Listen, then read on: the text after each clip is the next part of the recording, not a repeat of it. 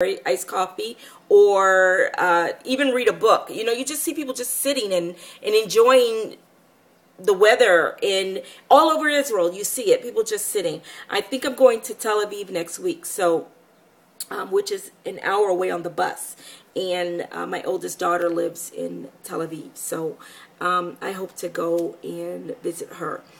So anyway, as I was saying today, and I didn't get to speak about a political aspect, which I wanted to, and I'm watching the clock because I really believe no more than 5 minutes to do a video, or 6 minutes, and I don't know. It's just in theory that people do not want to sit and look at a video of someone without lots of action more than 5 minutes. So again, today, Yom HaShoah, 6 million Jews died.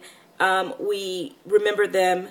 We stop for 5 minutes. There's a siren that goes off, and everybody stops whatever they're doing. I was in the bank today, and everybody stopped. The teller was in the middle of counting money, put the money down, waited for the 5 minutes. No one's upset. There were actually a few Arabs in the bank. They were talking, but they whispered because they had a little respect, you know, like it wasn't such a big deal for them to wait 5 minutes, which they did. So everybody has their flags out. I have a flag. I'm so happy. In my old neighborhood that I lived in, I could not have a big flag up.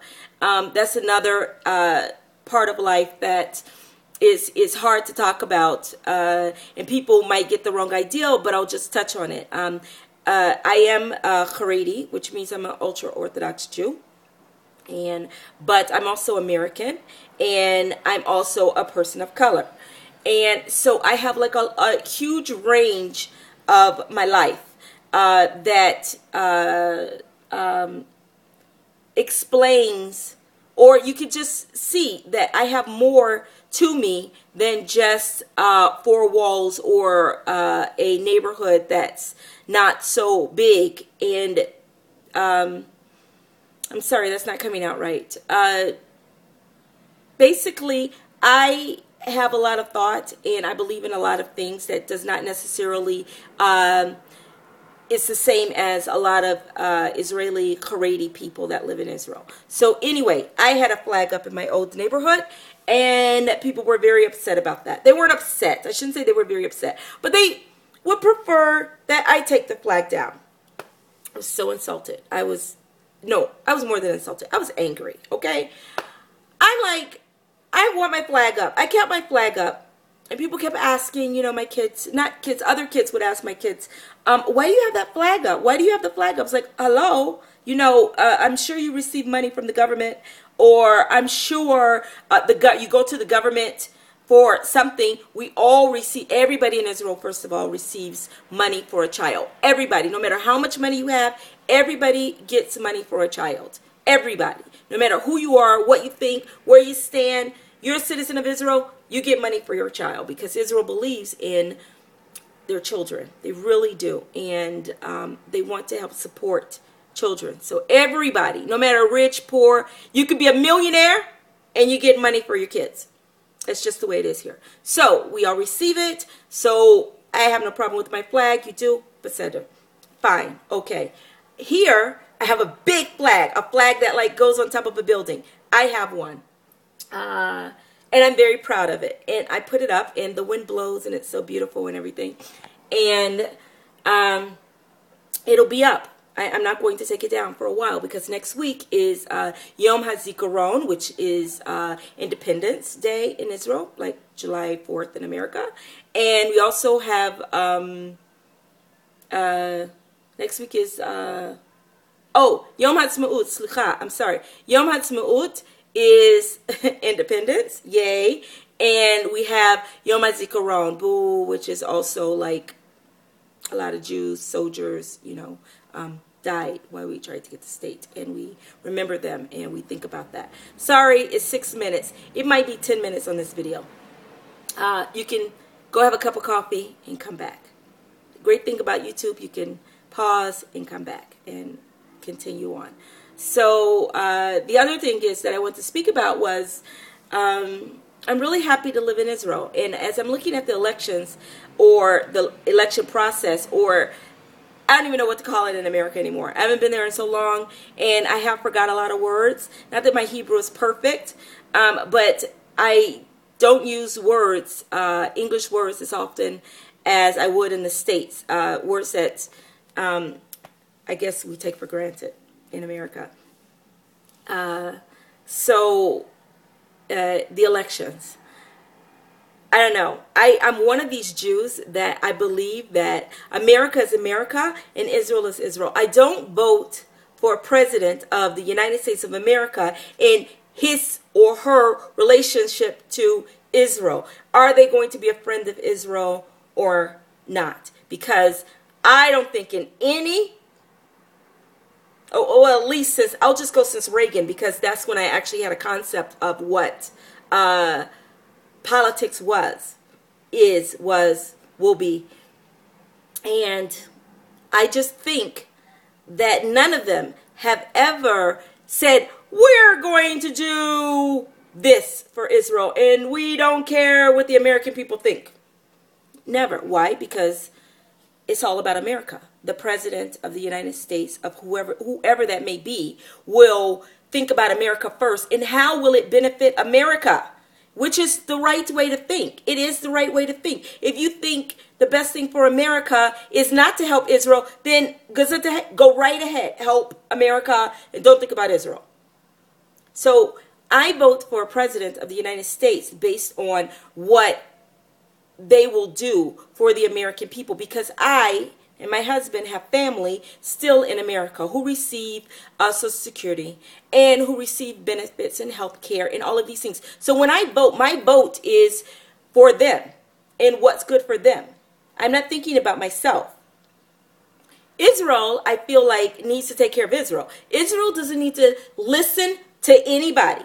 Don't listen to the UN, which is illegal, but whatever. The UN, Europe, any of these other countries about what Israel should do, because they don't listen to us except when they have a terrorist attack. Who are the first people they call? Israel. What do we do? How do we deal with it? You know, a lot of their security are Israelis. Did you know that? Like when 9/11 happened, that was such a horrible thing. But when 9/11 happened, the United States of America, Bush, called Israel. What do we do? And because Israel had already we're at 10 minutes. Pause, come back. I'm still here. So Israel knows what to do because we deal with it on a regular basis. We deal with terrorism on a regular basis. But when we vote as an American in Israel, I do not think of how will America help me. If I'm from England, or I am from Australia, or I'm from Canada, or any of these other places, the Western countries, when in the Jewish history have non-Jews helped Jews? In a sense of, I'm going to help them at the sacrifice of myself, at the sacrifice of my country. I'm going to help Israel. No, then they wouldn't be a great PM, or they wouldn't be a great president. They just wouldn't, because those people vote them to help them, not to help another country. I get that. So with this election coming up, with these, Ted Cruz just said he bowed out. Scary, right? GOP. Who is that? Trump. Oh my gosh. I think everybody now has a pass. They can say whatever they want. If Trump can run and he's got to be number one of the Republican ticket, then that means people in America feel they can say and do whatever they want, and it doesn't matter because Trump did. Same way Obama was elected. And he's the first black president of the United States of America. That's a big deal. A lot of people were very salty. If you don't know what salty means, what is salty? Bitter.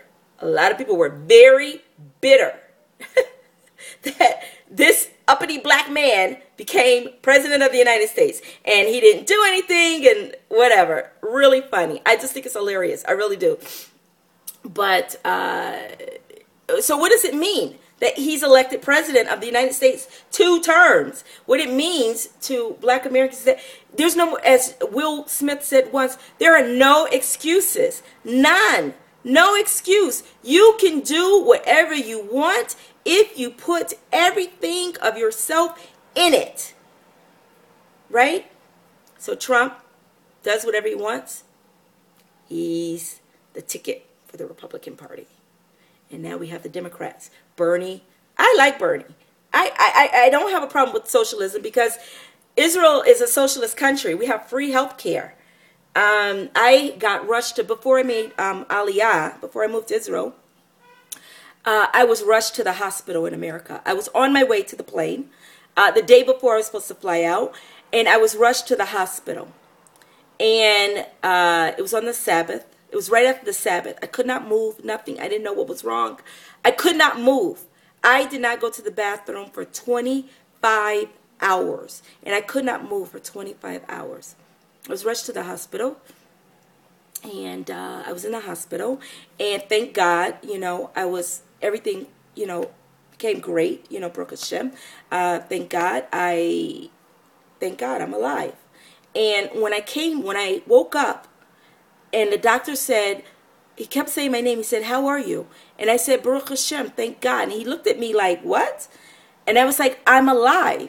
And he was like, that's true, because, But I came to Israel, like right after I was able to, and the doctor gave the go-ahead. I was able to fly out, and I came to Israel. And I got that bill. Oh my gosh, that bill was crazy. I couldn't pay it. I could not pay that bill because when we left America to come to Israel, all of our money, we had none. We had nothing. We didn't have any jobs, nothing. We came to Israel and I had nothing. So we filled out all these paperwork and everything trying to, for them to write us off that we had this big bill, whatever. My mother-in-law stepped in. She helped. I'm not even quite sure what happened with that. I think my husband and my mother-in-law took care of it because I just couldn't. I had lost the baby in the process. So there you go. But in Israel, I've had 2 children. I have 2 children now. And it's paid for by the government. Everything's paid for. Everybody is given free health care, basic health care, pregnancy, have a baby, free. Yay!